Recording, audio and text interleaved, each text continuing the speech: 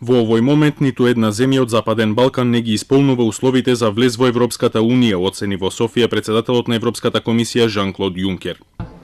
Тие што сакаат да и се приклучат на Европската Унија треба да ги исполнат сите критериуми и услови за влез.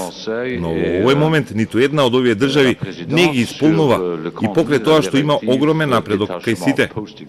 Унијата е силно ангажирана во одржувањето на европската перспектива на земјите од Западен Балкан, но пред да стане збор за членство, тие мора предходно да ги решат билатералните спорови, порача Јункер. Истите пораки им ги пренесе на сите влади за време на балканската турнеја која заврши денеска во Софија.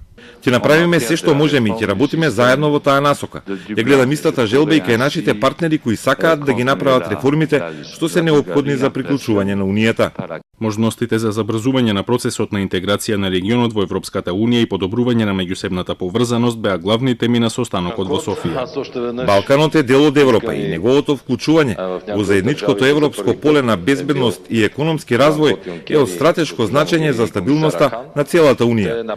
На средбата учествуваа председателите и премиерите на Македонија, Србија, Црна Гора, Албанија, Босна и Херцеговина и Косово.